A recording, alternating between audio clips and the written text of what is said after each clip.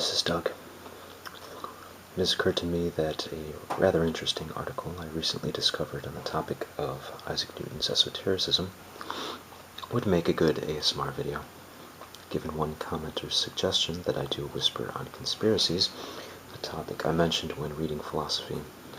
Although this article is verifiable in nature, in contrast to being conspiratorial conjecture, I suppose that it is compatible with what one might take to be occult, or at the very least an alternative account to what is normally thought to be a well-understood matter. Take the life of Isaac Newton. Say his name and you instantly visualize a man blessed by an apple tree, the epiphany of one of the most catalyzing ideas of the scientific revolution, gravity. This most magical force, strong enough to hold all of the Earth's oceans around a paradoxically gyrating spinning ball throughout infinite space, yet weak enough to allow birds and insects and clouds to move about the atmosphere, also paradoxically keeps all the planets orbiting the sun. This theory has been married to Einsteinian relativism, which scientism has made its duty to vindicate and tout as authoritative truth with each passing day. Just several days ago, the big story in science was the discovery of gravitational waves. Never mind the inconceivable inventiveness and genius of Nikola Tesla, his model of an electromagnetic universe and the unifying field which he dubbed the ether. According to the seemingly religious and dogmatic institution of scientism, we have absolute truths handed down to us by scientists who make a living by glorifying and corroborating the ideas of their priests, one of whom was Isaac Newton.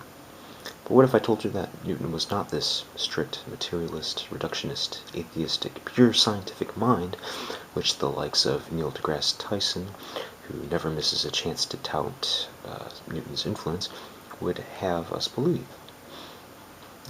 What if the true nature of Newton's character could elucidate the esoteric pursuits which lay unearthed behind many of those who were behind the scientific revolution, including Galileo and Copernicus? Stay with me as I read an article shedding a light on the prolific occultist, alchemist, Freemason, and theologian, which has been omitted from the textbooks of science and history.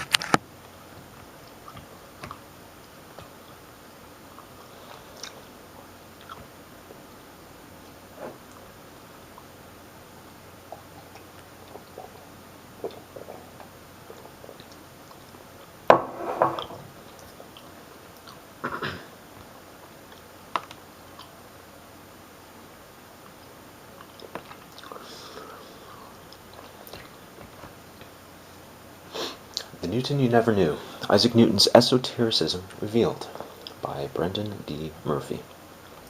It starts with a quote here. Truth is the offspring of silence and unbroken meditation. Isaac Newton. The man, the myth. History, as any real researcher, as opposed to conspiracy theorist, will be able to tell you, has been sanitized in order to present the facts, myths, and overarching worldview most convenient for the so-called powers that be. This should be pragmatic, if not novel. This should be a pragmatic, if not novel proposition, given that those who have power will obviously desire to retain that power. Isaac Newton's publicly known legacy largely belongs to the mythology of sanitized mainstream science. Official history has sanitized his story to remove elements that were embarrassing to modern rationalists in the version of Newton and the history of science they wished to present to the world. And the modern Newtonian materialists, an oxymoron in truth, have, for the most part, lapped it up without question, putting Newton on a pedestal, virtually deifying him, and with him the mechanistic worldview his politically correct work went so far to creating. In his fascinating biography of Newton, 1642 to 1727, Isaac Newton, the Last Sorcerer, Michael White informs us that, more than any other scientist in history, Newton's image has been protected by his disciples and by generations of biographers who have produced inaccurate and sometimes totally false accounts of his life.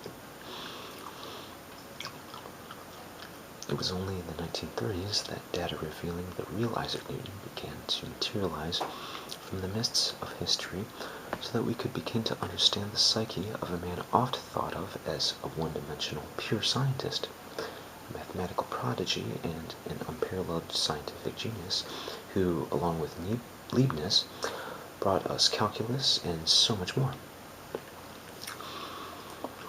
A vision of Newton as something akin to a god is inculcated in the Western mind, and in this vision, of course, Newton is made more or less in the image of the rationalist, someone impeccably empirical who doesn't believe in the unseen or seemingly unmeasurable. And yet, Newton's worldview had relatively little in common with that of today's rationalists. Unlike so many of today's Newtonians, Newton was a pioneering civilizer mind, a trailblazer and innovator, rather than merely a creature of enculturation and indoctrination. A culture mind, as Dane Rudyard would have said. The man, the mystic, the Christian. While mechanistic thinking was reportedly all the rage in Newton's time, thanks largely to the philosophies and logic of Descartes, 1596 to 1650, Newton's worldview was, in reality, largely informed by mystical, magical, and animistic thought. Newton believed in the existence of animal spirits in the human body and described them as being of an ethereal nature, subtle enough to flow through animal voices as freely as the magnetic effluvia flow through glass.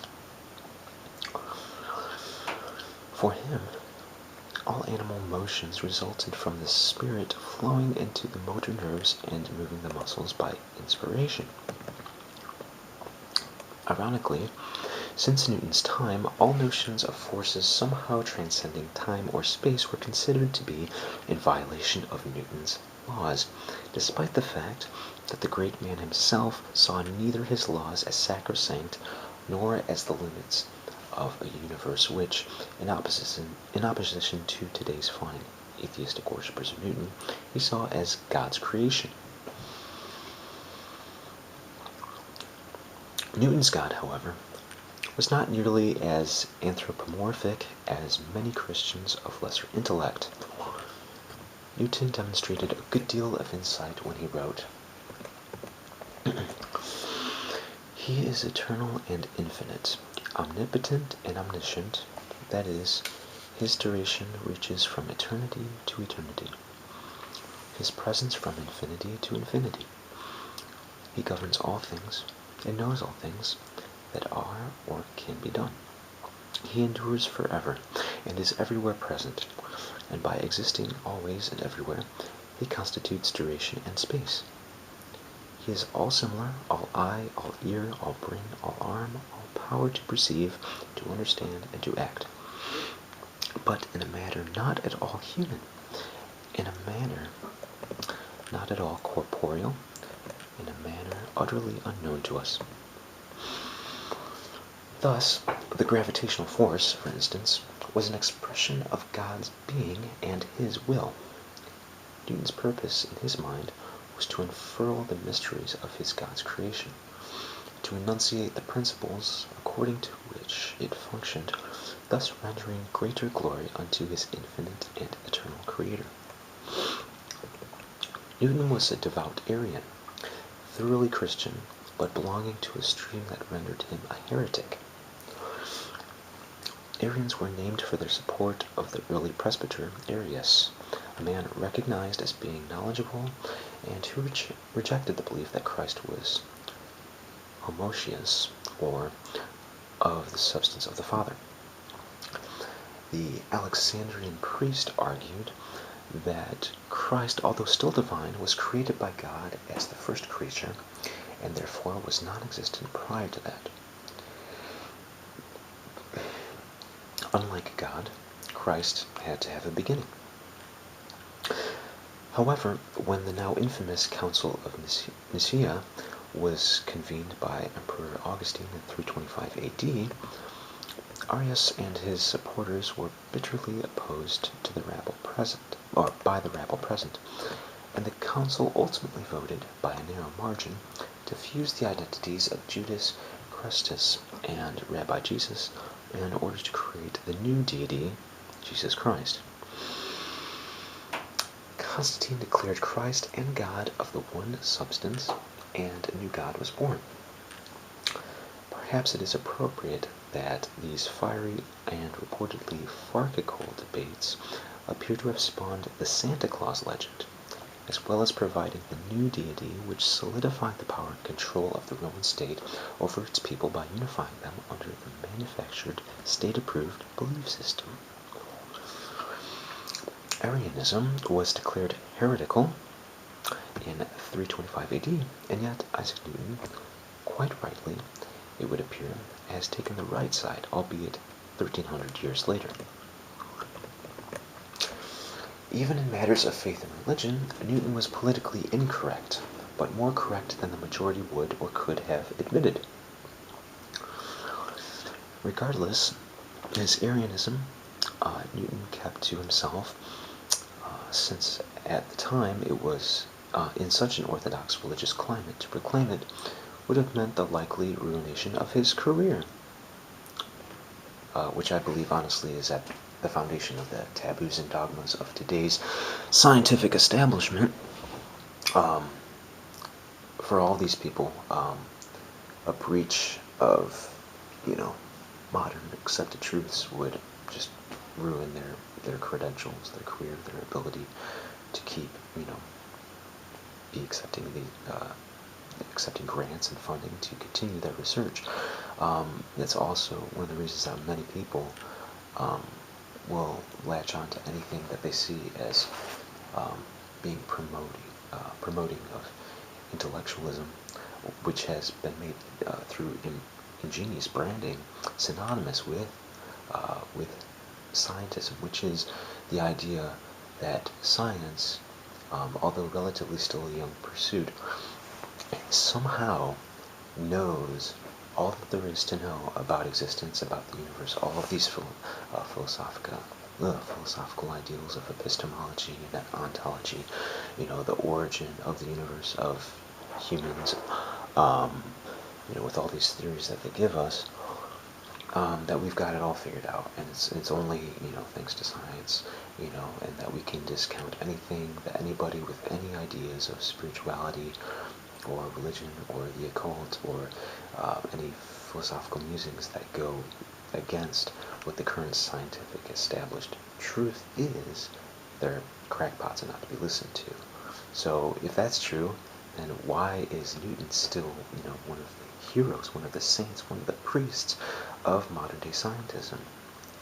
It is like a religion, and he's one of their saviors. But if you actually look at what he was interested in, he wasn't purely scientific in mind. He was far from an atheist. He penned more words on theology than he did on pure science, and this article continues illustrating that fact. As well as being an Arian, Newton was also a creationist. He believed in the biblical creation story. This would be sacrilege in modern scientism. That God made the heavens and the earth in 7 days, but he qualified this quite ingeniously. Since it is not specified in the scriptures that all 7 days were of equal length, because there was no earth during the first 2 days, and thus no 24-hour day based upon planetary rotation, the length of a day could have been anything the good Lord desired. Newton also managed to calculate a date for the second coming of Christ sometime during 1948. Unless rock god Ozzy Osbourne was Jesus reborn, Newton appeared to have missed the mark. Prophecy and biblical interpretation occupied Newton even in the last weeks of his life. Trying to ascertain when the day of judgment would come was, for Newton, an irresistible intellectual puzzle to be solved by one who was worthy of the challenge. As a devout Arian, Newton detested the notion of materialism since it denied the independent existence of the human soul, which he firmly believed in. As it turns out, somewhat ironically, Newton was right about there being an afterlife, as I show beyond all rational doubt in the yet-to-be-released sequel in my recent book, The Grand Illusion, Synthesis of Science and Spirituality. And he was also smart enough to have rejected the farcical notion of the devil, an obvious control mechanism, if there ever was one, deciding it was the result of human imagination. It is unfortunate that Newton's discoveries about the level of reality we occupy in the physical sense were taken and employed in formulating a science, or more accurately, a widely adopted scientific attitude that was dogmatically reductionist and materialistic, something that he emphatically was not. The Alchemist. It was a collection of works found posthumously in Newton's library, papers and notebooks which revealed that Newton had spent more of his life immersed in studies of alchemy, as well as theology, Bible chronology, and natural magic, than he had spent working on pure science. In 1936, a collection of Newton's papers, amazingly regarded as of no scientific value when offered to Cambridge University some 50 years earlier, was purchased at Sotheby's by respected economist and Newton scholar John Maynard Keynes. Originally left in a stack by Newton when he left his post as the director of the London Mint in 1696, these documents had somehow fortuitously escaped the burning of Newton's personal writings arranged after his death, and were discovered 2 centuries later.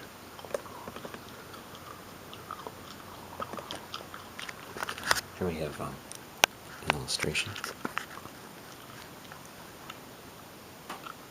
from those writings.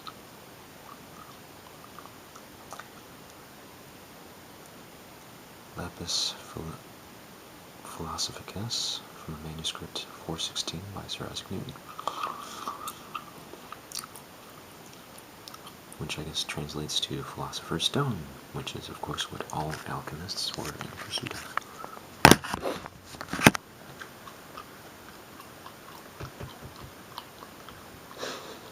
People only knew. Having won the auction for them at Sotheby's in 1936, Keynes then studied these papers, no doubt relishing their historical import. Afterwards, he gave a lecture to the Royal Society in which he declared Newton was not the first of the age of reason. He was the last of the magicians, the last of the Babylonians and Sumerians, and the last wonder child to whom the Magi could do sincere and appropriate homage.